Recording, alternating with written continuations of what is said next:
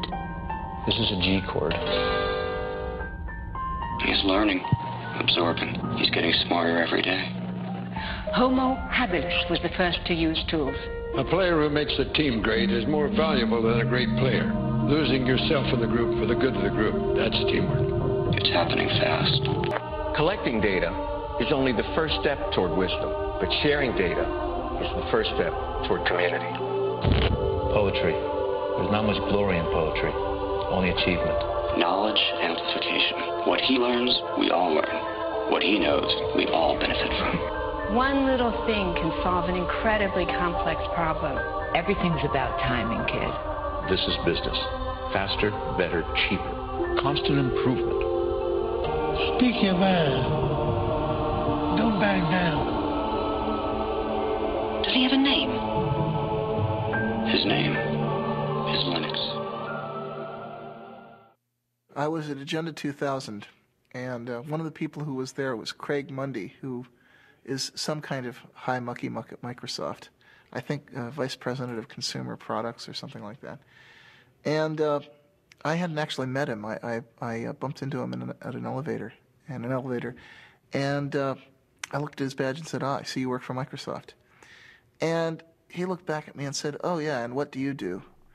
And I thought he seemed just a sort of a tad dismissive. I mean, here's the archetypal, guy in a suit looking at a scruffy hacker. And so I gave him the 1,000-yard stare and said, "I'm your worst nightmare." Na década de 70, sistema operacional havia se popularizado nas universidades. Era o Unix, criado nos laboratórios da empresa AT&T pelos desenvolvedores Dennis Ritchie e Ken Thompson. Era sistema operacional para mainframes, computadores caros de grande porte. Surgiram várias derivações do Unix devido ao seu código-fonte de livre acesso. Das universidades para o mercado, versões do Unix passavam a ser comercializadas. Apropriando-se do desenvolvimento coletivo em torno do Unix, em 83, a AT&T fecha o código do sistema, rompendo o desenvolvimento coletivo. I mean, think of Richard Stallman as the great philosopher, right? And think of me as the engineer. Richard Stallman is the founding father of the free software movement. Through his efforts to build the GNU operating system, he created the legal, philosophical, and technological foundation for the free software movement. Without these contributions, it's unlikely that Linux and open source would have evolved into their current forms today. I joined the MIT Artificial Intelligence Lab in 1971. I joined a thriving community of hackers, people who loved programming, loved exploring what they could do with computers, and they had developed a complete operating system, entirely written there. And I became one of the team that continued to improve the operating system, adding new capabilities. That was my job, and I loved it. We all loved it. That's why we were doing it. Well, Unix consisted of a large number of separate programs that communicated with each other. So we just had to replace these programs one by one. So what I started doing was writing a replacement for one program, and then another, and then another, and then people started joining me because I published an announcement inviting other people to join me to help write these programs.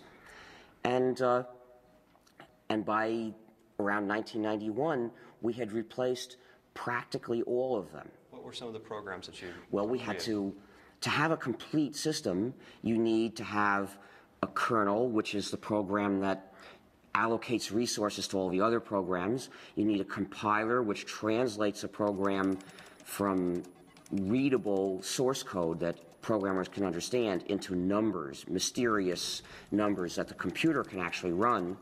You need other programs that go with the compiler to help do this job. You need a debugger, you need a text editor, you need text formatters, you need mailers, you need lots and lots of things. There are hundreds of programs in a Unix-like operating system.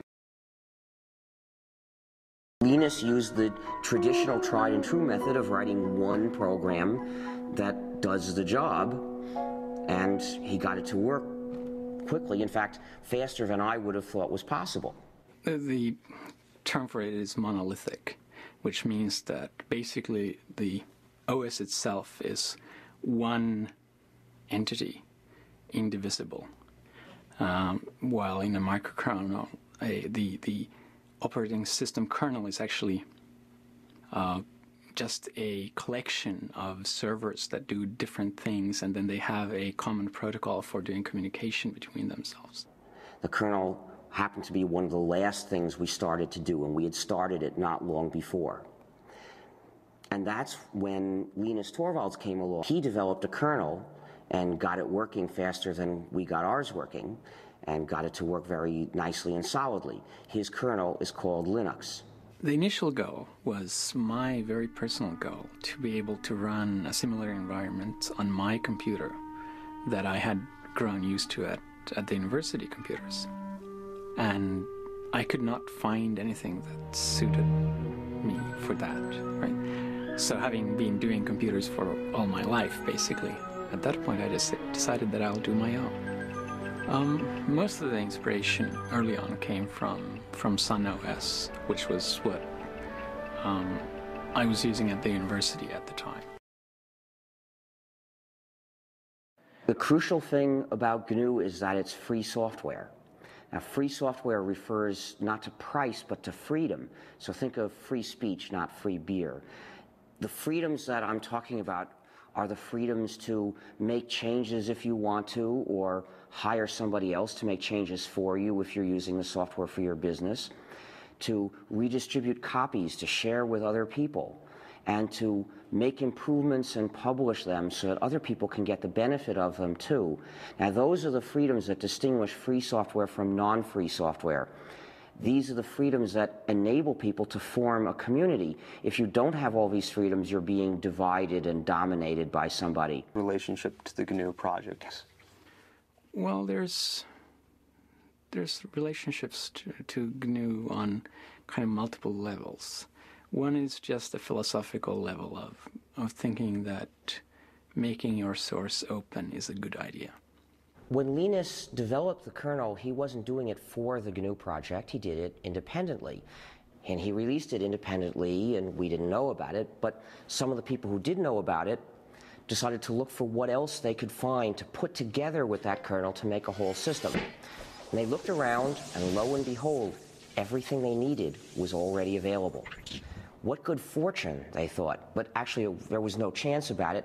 They had found all the pieces of the GNU system, which was missing just the kernel. So when they put all that together, really they were fitting Linux into the gap in the GNU system, but they didn't know that. There's a lot of these programs done by the Free Software Foundation and done by other people like Linux, and there's a symbiosis between Linux and the programs, so that the programs run on Linux and at the same time, and they take advantage of Linux as a platform, while Linux takes advantage of the programs by just being able to use them. What programs? For the main one is actually the GNU C compiler, which without a C compiler it would not have been possible to make Linux or most of the open programs available. Linux uses the GPL, and I agree with the kind of philosophy behind the GPL. That said, the GPL itself is not a very pretty document, which is probably just because no lawyers can ever be very pretty.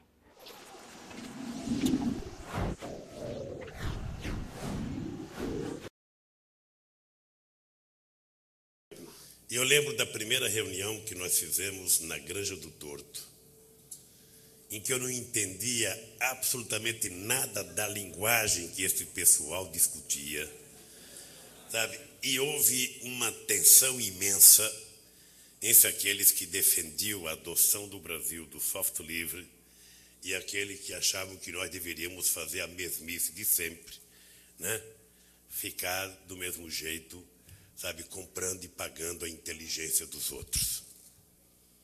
E graças a Deus prevaleceu no nosso país a questão e a decisão do software livre.